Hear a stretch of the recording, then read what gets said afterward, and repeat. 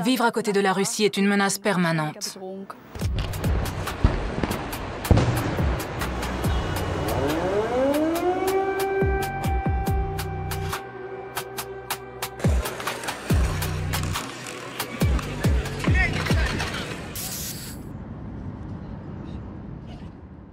Récemment, Vladimir Poutine a présenté sa liste de requêtes. Les troupes ukrainiennes doivent se retirer définitivement de la République populaire de Donetsk, de la République populaire de Louhansk et des régions de Kherson et de Zaporijjia. Pourtant, après 3 ans de guerre, la Russie ne contrôle aucun de ces territoires entièrement. L'armée ukrainienne a libéré Kherson en novembre 2022, après 9 mois d'occupation. Aujourd'hui, 2 tiers des habitants ont quitté la ville, et la ligne de front ne se trouve plus qu'à quelques kilomètres de là. Des attaques ont lieu quotidiennement dans la région. Mais nous nous sommes tout de même rendus à Kherson. On sait que des gens meurent quotidiennement. Et chaque jour, on quitte notre maison sans savoir si on la reverra.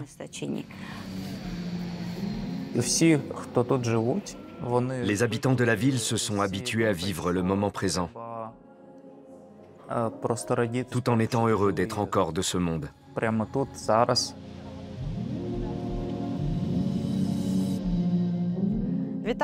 Bonjour, je m'appelle Aliona Movchan, j'ai 27 ans et je suis directrice du département littéraire du théâtre Kulish de Kherson. Je suis aussi journaliste, autrice et organisatrice d'événements.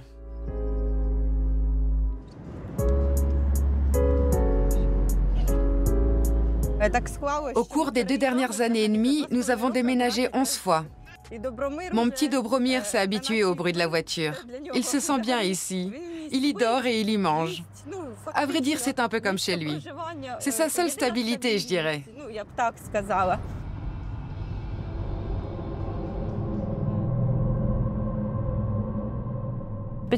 Pendant l'occupation, on a été inondé par la propagande.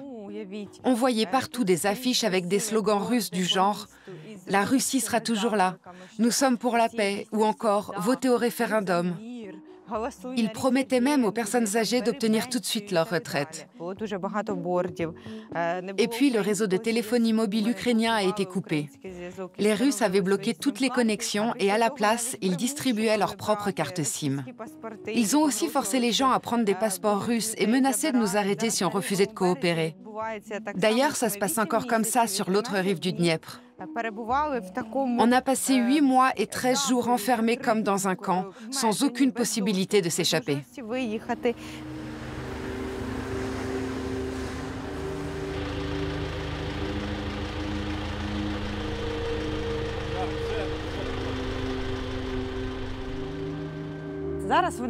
En ce moment, ils bombardent Kherson en permanence. Ça arrive tous les jours. Parfois, je fais des cauchemars terribles et je m'imagine que les Russes ont à nouveau envahi la ville. Alors oui, le Dniepr nous sépare de la zone d'occupation. Mais nous vivons avec la peur au ventre au quotidien.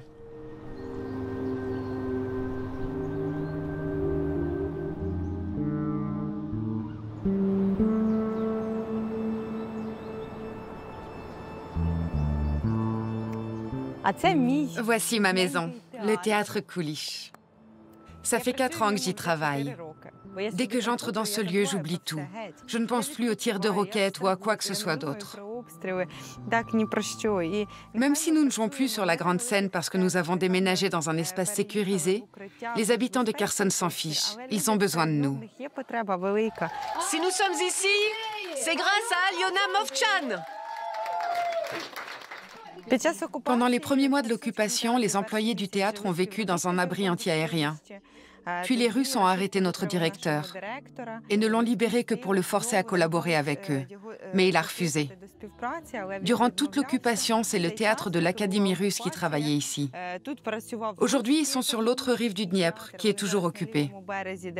Quand notre théâtre a enfin été libéré, partout il y avait des drapeaux russes et nos ordinateurs avaient été volés. Malgré tout, on a repris le travail. Pas ici, mais dans un endroit sûr. Et on continuera, quoi qu'il arrive.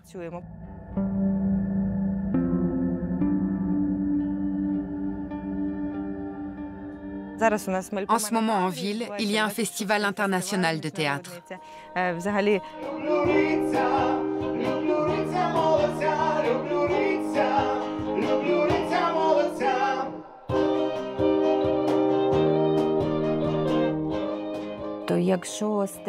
La ligne de front n'est qu'à 15 minutes de voiture du théâtre environ. On entend des explosions et des tirs en permanence, et on est tous très anxieux. Je ne peux pas dire que nous nous sommes habitués à cette situation. D'ailleurs, nous ne voulons pas nous y habituer. Rien qu'aujourd'hui, juste avant la répétition, la zone dans laquelle se trouve le théâtre a de nouveau été bombardée.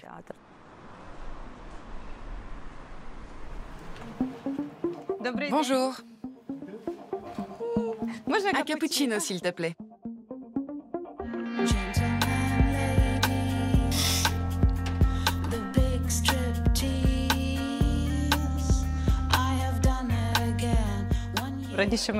Avant, on se retrouvait toujours ici avec les amis du théâtre pour boire un café.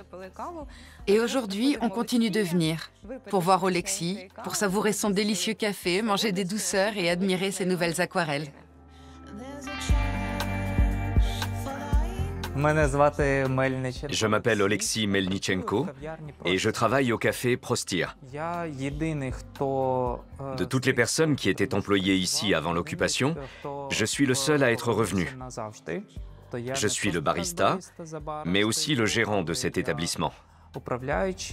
À un moment donné, je me suis tout simplement mis en tête que tant que je serais en vie, ce café resterait ouvert.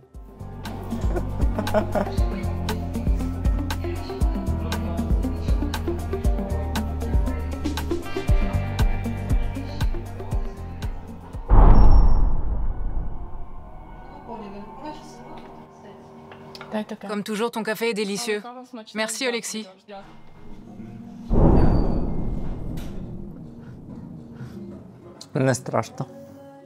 Ces explosions ne me font pas peur. Vous savez, c'était mon anniversaire au mois de juin.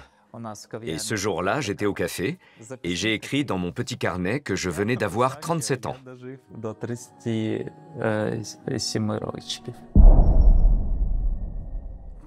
Et voilà, je suis toujours en vie. Je me réjouis dès que je vois quelqu'un franchir le pas de cette porte. Et je suis reconnaissant envers chaque client qui vient ici. Je possède l'un des cafés les plus proches du Dniepr. Et de l'autre côté du fleuve, il y a des soldats russes partout. On vit dans une zone très dangereuse. Et à mes yeux, les personnes qui viennent ici boire un café sont déjà des héros en soi. Je peins et je récolte de l'argent pour les soldats de la région de Kherson. Je vends des calendriers et des cartes postales que je réalise moi-même. J'y représente des bâtiments de la ville. Sur celui-là, j'ai peint des fleurs à la place des vitres détruites. Et ça, c'est Poutine. Chez moi, vous pouvez acheter des poupées vaudou à son effigie. C'est du vrai pop art. Et j'ai pendu tous ces petits bonshommes.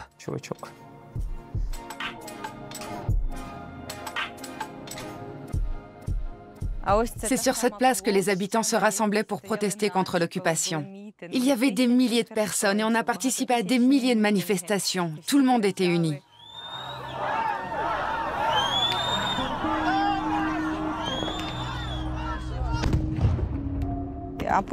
Très vite, les manifestants ont été arrêtés puis torturés.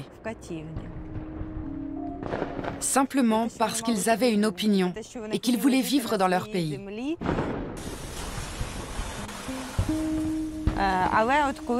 Parfois, on entend dire qu'il serait question de céder Kherson aux Russes, et ça nous fait très peur.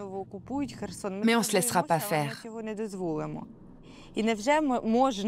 Est-ce qu'on peut vraiment abandonner un territoire sur lequel vivent des gens qui ont connu l'enfer et qui ont attendu si longtemps avant d'être libérés?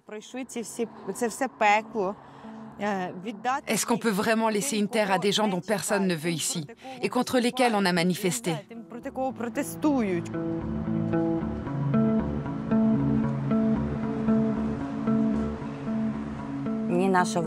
Notre gouvernement et notre armée n'abandonneront jamais Kherson. Ni Zaporijia, ni Donetsk, ni Luhansk, ni Soumy, ni Kharkiv. Kherson n'a jamais été russe et ne le sera jamais. Kherson est ukrainienne, tout comme l'autre rive du Dniepr, qu'on appelle la région de Kherson, parce que nous sommes ici en Ukraine et c'est notre patrie.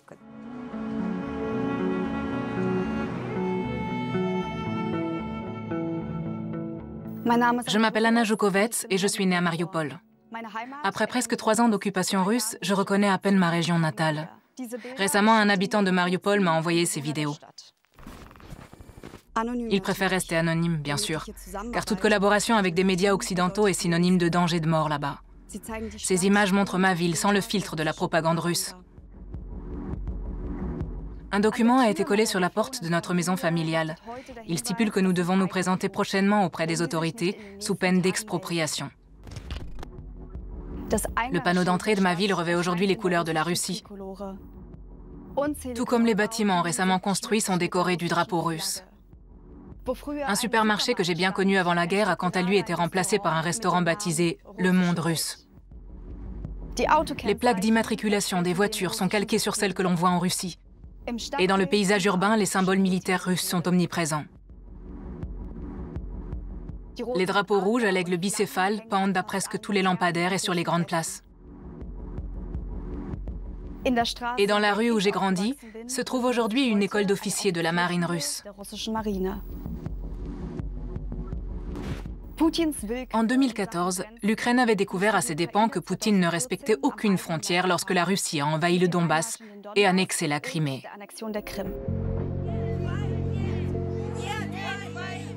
Les habitants de ces régions en paient aujourd'hui encore les conséquences. C'est le cas de la pop star ukrainienne Jamala, qui depuis l'annexion a dû quitter la Crimée et ne peut toujours pas y retourner.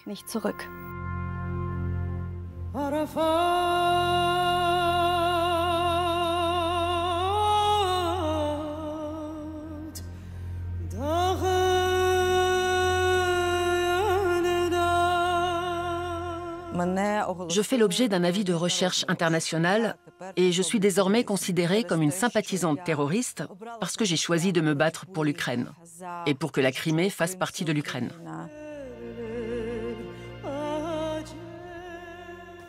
Bonjour, je m'appelle Jamala. Je suis chanteuse, ukrainienne, avec des origines tatares de Crimée.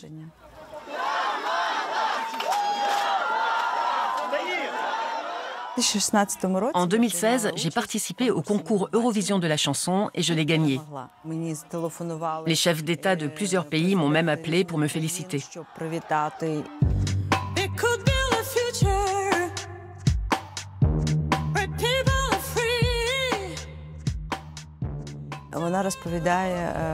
Ma chanson parlait de mon histoire familiale, de mon arrière-grand-mère Nazalran et de la déportation des Tatars de Crimée en 1944.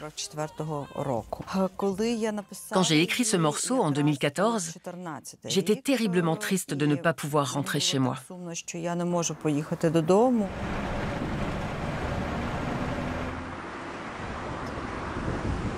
Where's your mind? Humanity cries. You think you are gods, but everyone dies. Don't swallow my soul. Our souls. Avec l'arrivée des forces d'occupation, il est devenu courant d'être inculpé pour terrorisme. Moi-même, je suis officiellement considérée comme une terroriste. En tout cas, c'est de ça qu'on m'accuse.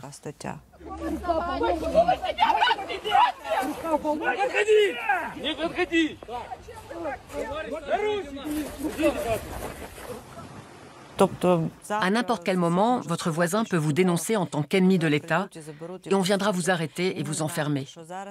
Il y a aujourd'hui énormément de prisonniers politiques et plus de 200 d'entre eux sont des Tatars de Crimée qu'on accuse de terrorisme.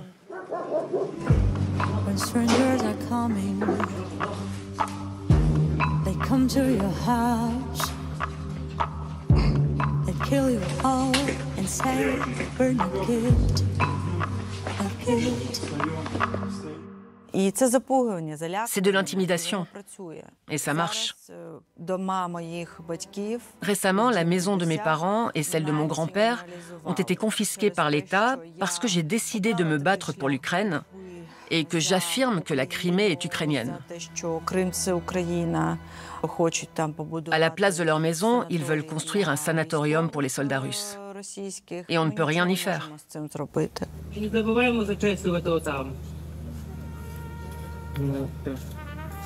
Caméra, phonogramme.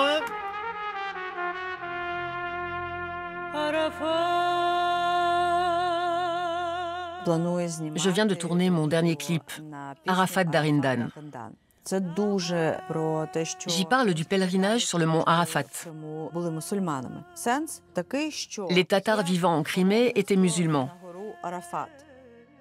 Et lorsqu'ils décidaient de faire ce pèlerinage et qu'ils y parvenaient, ils revenaient au pays avec un nouveau statut. C'était comme s'ils obtenaient un nouveau rang. Et ma chanson parle de la difficile ascension de cette montagne.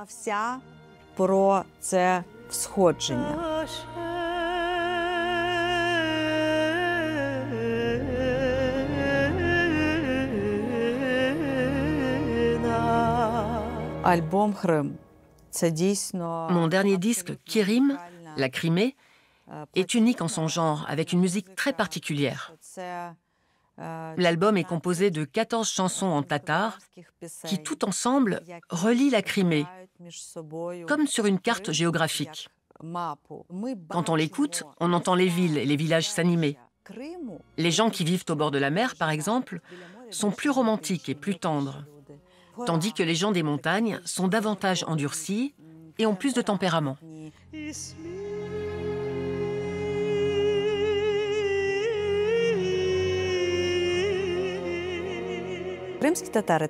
Les Tatars de Crimée sont un peuple autochtone d'Ukraine qui vit dans la péninsule depuis des siècles. Notre ethnogenèse est complexe, car nous sommes issus d'une quarantaine de peuples, de groupes ethniques et de tribus différentes comme les Génois, les Taurins ou encore les Scythes. En 1944, les Tatars de Crimée ont été victimes d'un événement tragique. Plus de 300 000 personnes ont été déportées et ont trouvé la mort. Et celles et ceux qui ont évité la déportation ont tout simplement été jetés à la mer. Un génocide dirigé contre tout un peuple. Ma famille m'en parlait déjà quand j'étais enfant.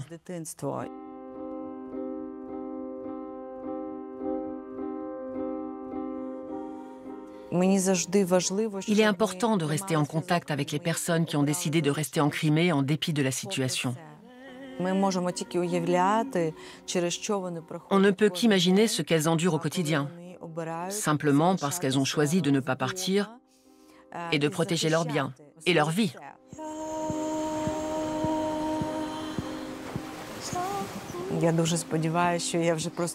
J'espère vraiment qu'un jour, mes 3 fils pourront voir la maison de mes parents, la mer Noire et mes montagnes.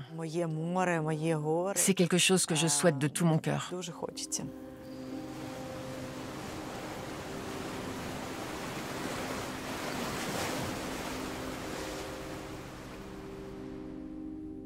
Moi aussi, j'espère un jour revoir ma ville natale, Mariupol. Poutine semble considérer l'effondrement de l'URSS comme la plus grande catastrophe du XXe siècle.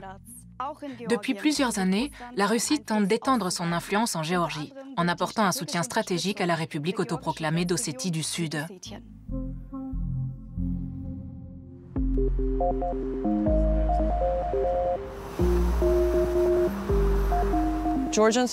Il y a encore beaucoup de haine entre la Géorgie et l'Ossétie du Sud par manque de dialogue. Bonjour, je m'appelle Zerasa, j'ai 24 ans. Je suis née et j'ai grandi à Tsyrin Valley, en Ossétie du Sud. J'ai fui à Tbilissi avec ma famille après le début de la guerre, en 2008.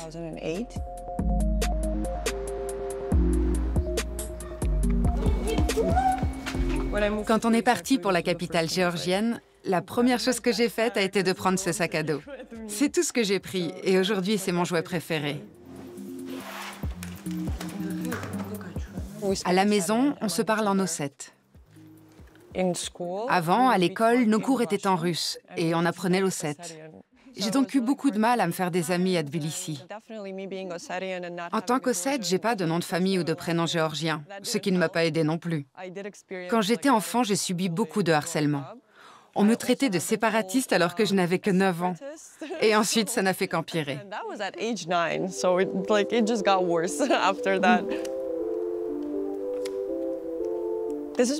Ça, c'est mon père, Dmitri. Il a été Premier ministre de l'Ossétie du Sud.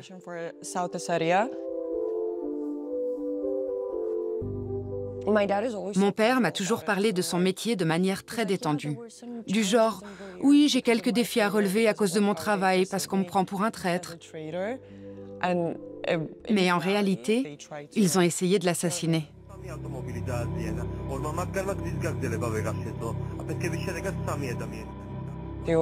C'est arrivé alors qu'il était en route pour Tbilissi.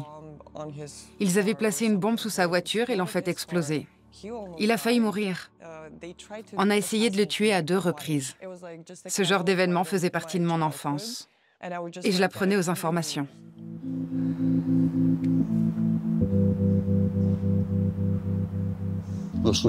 Une guerre a éclaté en 2008.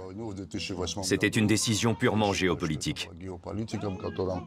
À l'époque, la Russie avait actionné tous ses leviers pour déclencher cette guerre. Après une courte guerre en 2008, l'Ossétie du Sud se déclare de facto indépendante. Mais cette indépendance n'est reconnue que par 5 États, dont bien sûr la Russie. La Russie a aujourd'hui reconnu l'indépendance de l'Ossétie du Sud et de l'Abkhazie. Dans la soirée, des tirs de joie ont été entendus à Tsrinvali.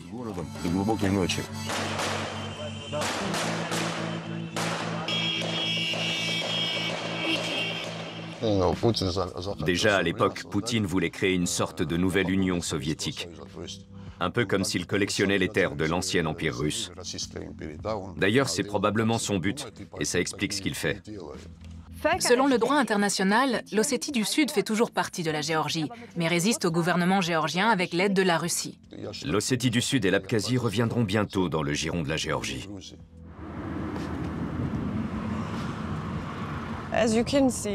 Comme vous le voyez, cette autoroute est très proche de la zone d'occupation et de la frontière. Juste là, derrière, il y a des troupes militaires russes. Avant, il y avait un accès qui permettait de rejoindre Tsrinvali en seulement 1 heure. Cette route est toujours ouverte, mais elle n'est plus utilisée que par la Croix-Rouge. Aujourd'hui, pour aller en Ossétie du Sud, il faut compter environ 9 heures, parce qu'on doit d'abord passer la frontière russe et traverser l'Ossétie du Nord. C'est pourquoi je ne vais plus très souvent à Tsrinvali. En plus, c'est très dangereux pour moi, parce que les gens savent qui est mon père.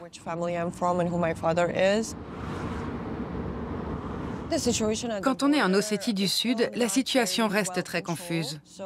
La frontière traverse parfois des habitations, et les gens se retrouvent avec l'armée de l'autre côté de leur clôture. Aujourd'hui encore, c'est très bizarre. On est en route pour Gori, une petite ville située à seulement une quarantaine de kilomètres de Tsrinvali.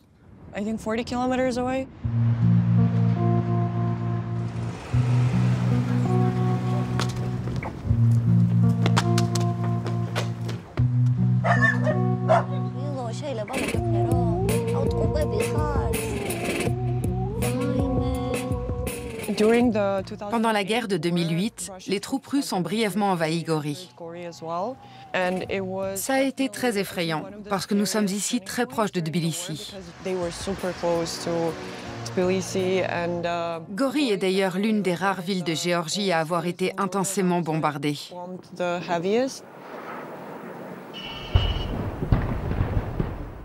Il est important de savoir que ce conflit a été planifié étape par étape et sur une très longue période par le gouvernement russe.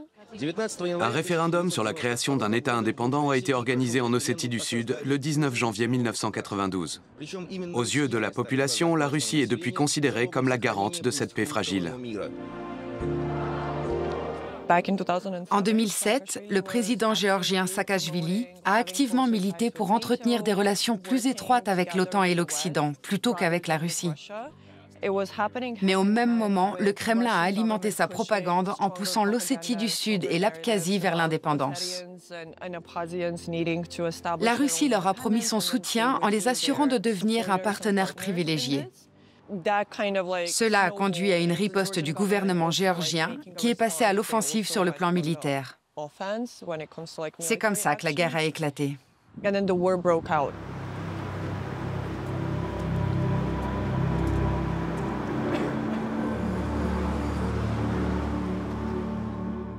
On voit encore un peu partout des impacts de balles, comme sur ce mur. C'est aussi le cas à Trinvali, qui porte encore les stigmates de la guerre sur de nombreux bâtiments. Ma maison, par exemple, elle a été bombardée puis incendiée. La Russie traite les citoyens d'Ossétie du Sud comme ses propres citoyens. Tout le monde là-bas dispose d'un passeport russe. Mais en même temps, quand on leur pose la question, les Sud-Ossètes sont persuadés de vivre dans un pays indépendant. Or, ce pays est entièrement financé avec de l'argent russe. Il n'existe pas de structure gouvernementale ou d'institution indépendante. À mon avis, les gens ne savent pas vraiment ce que signifie un pays. Tbilissi considère l'Ossétie du Sud comme une région géorgienne. Mais les Sud-Ossètes voient les choses différemment. Une guerre d'indépendance avait déjà éclaté au début des années 1990. Et en 2008, la sécession s'est accentuée avec l'aide de la Russie. Aujourd'hui encore, de nombreux Sud-Ossètes défendent leur indépendance et se consacrent de plus en plus à leurs coutumes et à leurs traditions.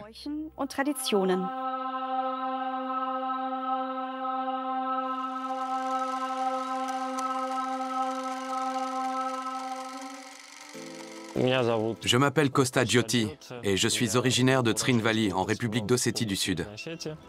J'ai vécu ici toute ma vie. À l'exception de mes études, que j'ai suivies en Russie, à l'Académie d'État de la Culture et des Arts de Samara.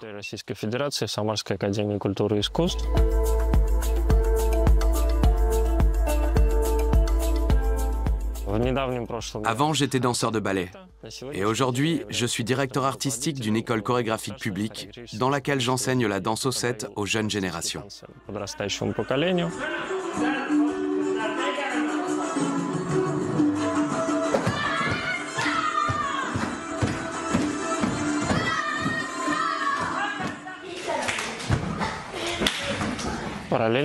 En parallèle, je me consacre à plusieurs autres activités créatives.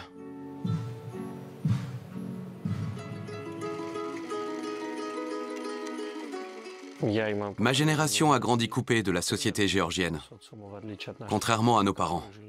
Nous n'avons plus aucun contact avec la Géorgie, parce qu'elle ne laisse ni à mon peuple ni à mon État le droit à l'autodétermination. C'est comme si nous n'avions pas le droit d'exister.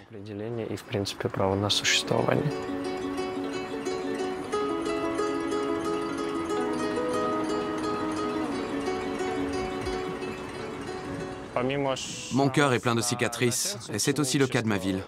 À Trinvali, il y a des impacts d'obus un peu partout, comme sur cette porte par exemple. Ils nous empêchent d'oublier la guerre. Et ils nous rappellent le prix que nous avons payé pour la victoire. Je suis né en décembre 1991. Durant notre enfance, la guerre et ses conséquences étaient toujours présentes. On pensait que c'était normal. Jusqu'en 2008, on vivait dans un état de conflit armé permanent. Et puis une frontière a été tracée entre la Géorgie et l'Ossétie du Sud.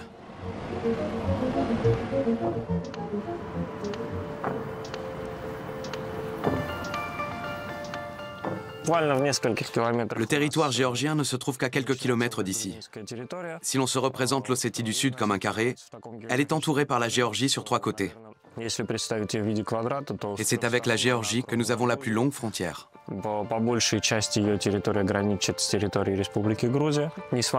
Malgré notre histoire commune, les Sud-Ossètes considèrent la Géorgie comme un pays indépendant.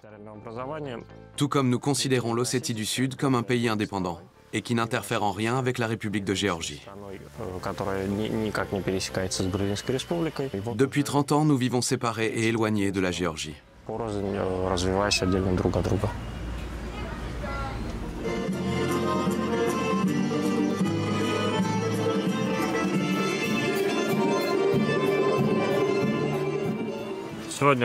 Aujourd'hui, nous sommes le 26 août.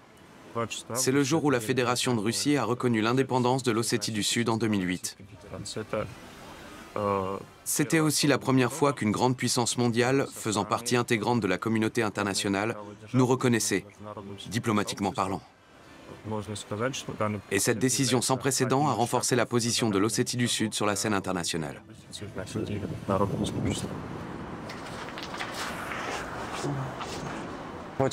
Cet espace artistique s'appelle le Portail Sud. Nous l'avons baptisé d'après un espace similaire situé à Vladikavkaz, la capitale de l'Ossétie du Nord, en Russie.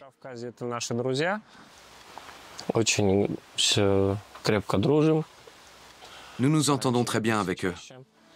Quand ils organisent des événements, on essaie d'y aller le plus possible, et vice-versa.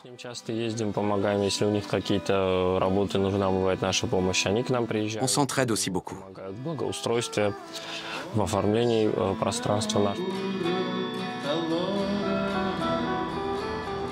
On construit des liens entre l'Ossétie du Sud et nos voisins russes en Ossétie du Nord.